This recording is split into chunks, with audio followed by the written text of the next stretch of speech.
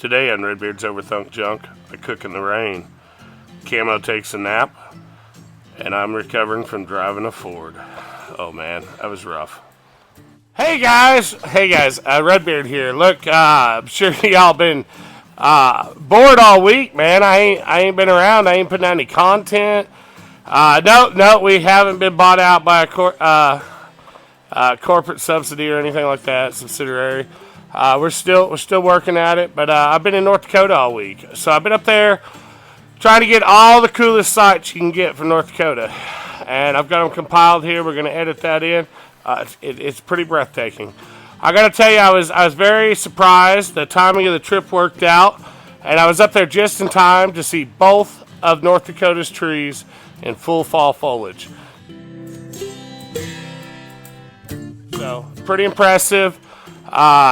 Anyway, in all honesty, trip was good, and I met some good guys, did some good work, worked on some dinosaurs, some stuff I hadn't seen in a long time, man. Old EIS 3500s with a hand throttle. I didn't know we still had that stuff running out there, but anyway, so kind of made my head scratch a little bit. Got to test myself. We made some ground though, so it was good. So anyway, had a good week. In all honesty, I'd always heard that in North Dakota there's a good-looking woman and $1 million behind every tree. And I don't know if that's true or not, but everyone I met was broke and lonely. So, well, there may be some truth to that. If anybody watching from North Dakota, chime in, let me know if that's true. I've always heard that rumor. I've also heard it about Gillette, Wyoming. I'm pretty sure it is true there. I have not seen a single tree in that area. But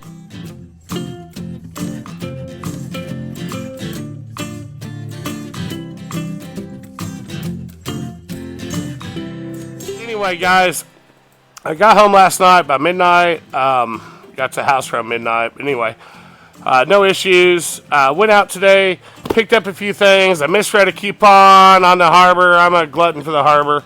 Glutton for a few things, but the harbor is a big one. But one cool thing, they did have this little narrow belt sander marked down from $50 to $25 if you had the coupon. I've been kind of wanting one of these anyway, so for $25 I went ahead and got one. This will work nice cleaning up. I mean, none of my welds would ever need cleaning up, but if somebody else was over here helping me at the shop, this could help get in a tight spot, you know, clean some stuff up. In all honesty, I used my buddy Scott's when I made the move bumpers for my Dodge, and he had a little pneumatic one, and I liked it pretty good. So I picked that up and a few belt sets for it. I think it's pretty neat. It's adjustable. Should work out all right.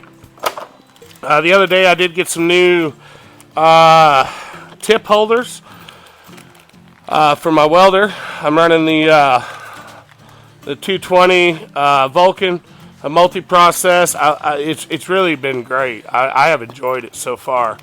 But one thing I did mess up, I jacked up the spring for the tip holder, and I couldn't find a new spring, so I kind of put some electrical tape around there, make sure it stayed on.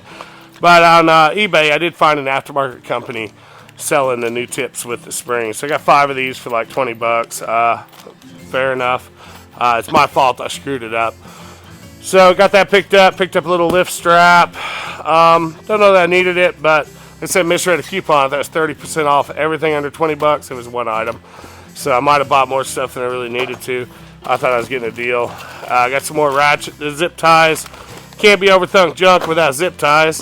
And then some heavy duty flap wheels. These are pretty nice. They're kind of salty, but this 36 grit is really aggressive and works well. If you need to remove some material, it's pretty good. And these Hercules, they're pretty thick stack. I like them pretty good. Now I did buy this big, what is it, like a 12 amp, take up to a 7-inch disc. I did buy a big grinder the other day, and I'm really liking it. I've been running these 5-inch discs, so I picked up a few of these Bauer 5-inch 36 grits. They make short work. If you're ripping a long piece of tube, need to clean it up, or I use quite a bit on the doors. As you can see, I got some more stickers on the doors. But anyway, they're growing on me. I'm really pretty happy with them still. I haven't used them a whole lot. But man, the irony, the purpose, whatever, the odd part about it, they look so similar to the original doors. That was kind of the point. I really didn't want to get rid of that look, because they've been on there for like, I don't know, 15 years or better. So, but the bigger material, I think it's a good look. I'm pretty happy with it. Overall, I think they come out great. One thing I did run into last week, if you remember the video, we were playing with the Viper engine, and who knew, the lower model engine stand, I bought a 1,500 pound with a bogey wheel, adjustable, but it was a single straight leg engine stand. The faceplate wasn't big enough to grab the engine, and I was a little nervous because it didn't have the back support too.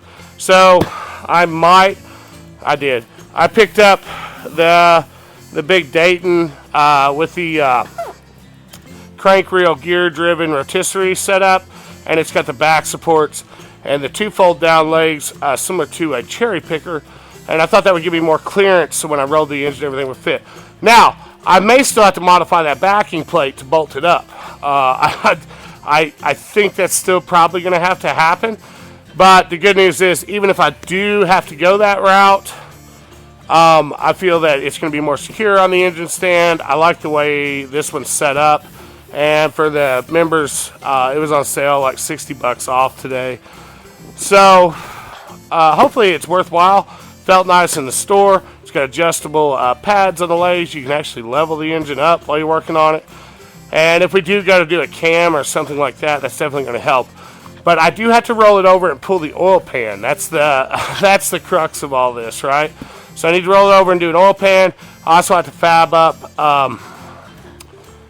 as dumb as this sounds, I have to fab up upper engine mount brackets because of the cast into the aluminum. The very thing I didn't want to do, I'm going to have to do it. Buddy of mine I bought the engine off of, he didn't remove them from the car. Why? And I don't fault him on that by any means. I wouldn't think it's any big deal because you're going to have to make motor mounts anyway. His plan was to put that into a buggy. I'm putting it into a chassis, putting a truck body on it, well, the Ram Charger. So I have a little bit more room to play with, right? So my brackets, I'm planning to come up off a subframe, a K-brace for a Hellcat. And so I'll modify that up, and I'm going to grab it in the factory locations. So I will have to build my own. I'm a little nervous about that, but I'll get it done. I found one set for sale, and I haven't heard back. So it's up to the point now where I'm realizing, like, I'm kind of playing. It's not like exotic, but it's rare enough parts are going to be interesting once you get out of the realm of performance parts. Like actual nuts and bolts could be a little more difficult. But anyway, we'll work through it. We're going to get it done. I did find an aluminum adapter plate to go from that Demon transmission to the Hellcat engine. So if all that lines up, that's going to save me a lot of effort, man. I'll actually get the flex plate and everything from these people. So that's kind of cool. A little bit of money, but a lot less headache, right? Because if you don't get that depth right when you're doing them adapter plates, and you're going to have non-stop issues. So this here, buying it as a kit, I think it's the way to go. So anyway, guys, that's what I'm working on. I'm going to wrap up tonight. I just come down here. I got a 13-pound pork belly. I'm going to throw it on the smoker tomorrow. I joked around and said it's my meal prep for the week. Anyway, wife had a recipe. She needed some pork belly. We were having trouble finding one. A local meat market had a 13-pounder. So she needed a little bit off of it, and I'm smoking the rest. So we're going to do that up tomorrow, so I'll get some smoker footage. I know everybody seems to enjoy the smoker and when I'm actually working on stuff. So a lot going on. Hopefully tomorrow's a productive day. Hopefully the Razorbacks don't embarrass us again tomorrow. It's LSU. This game really counts, right? BYU, I don't have a lot of friends in Utah. So losing to BYU stings, but it's not terrible. But losing to LSU, I know a lot of guys in Louisiana. So that's going to hurt a little bit more. Hopefully we get it together and tomorrow goes smooth. But anyway, guys, whatever happens. I'm not on the field. I'm just glad I get to enjoy the games. So anyway, guys, have a great evening, and we'll catch up with you tomorrow morning. Thank you. Hey, guys, it's Saturday. It's raining. That's pretty typical for a Saturday. Anyway, we got leaves changing. Fall is here. Probably not the best shot of them. Anyway, they're changing by the day. Like I said, it's raining. I got the fire pit loaded up. Just got the coals dumped, so we're going to let that come up to temp for a little bit. But we are rolling a decent amount of smoke. I'm going to go ahead and throw this pork belly in. Let it start acclimating. I'm going to do it on a pretty low heat, especially here to start. So, one of the drawbacks to this smoker is the surface area on the outside. And on wet days like today, it is not going to behave as well as it could.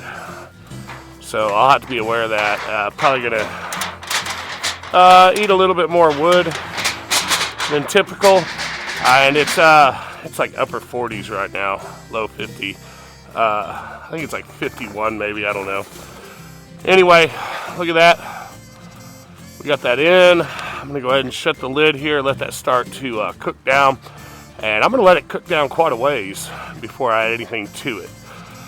So I'll probably wait, put the jalapenos and whatnot on there. Look at the Ram Charger. I'll put the jalapenos and whatnot on there after some of that fat's rendered down. And what I'll do is I'll move it down closer to the heat, and we'll try to kind of concentrate, maybe even like a simmer off some of that jalapeno juice once we get it on there. So fire's coming up. She's starting to pop. And anyway, guys, it'll work. It's going to be a long day. So got nothing better to do. Going to go in there and put together that engine rotisserie and get that Viper mounted up, that Viper engine. And maybe we'll get the oil pan off today. I'll do a few things. Kind of hoping the rain quits. It's supposed to quit here in a couple hours. And I'd like to get the rigs pulled out of the shop so I can do some welding and modifying in there. And just have a little more space to work with it. I'm going to try not to pull the rigs out in the rain. If I do, I will tarp it this time. I think I'm still damp from the last time I jumped in and wet seats on the Sammy Mog. Waffles, believe it or not, it's actually fairly dry with the soft top and the doors and everything. Sammy Mog, not so much. No, very minimal protection from the weather. So anyway, guys, by this year next time, we'll be in the new shop. And getting pretty excited on that. Going to be breaking ground this next week, I believe. I believe they're hauling equipment in on Wednesday to start pushing some trees around. And supposedly we got a bunch of white oaks and some red oaks sold down there. So it won't all be going to waste. That'll be nice. Who knows? Maybe we'll make enough money I can pick up a few things I've been eyeing. Hopefully Crystal ain't watching this. She doesn't watch all of them, so maybe she won't see this part. Anyway, dream big, guys. Get done what you can get done. Thank you.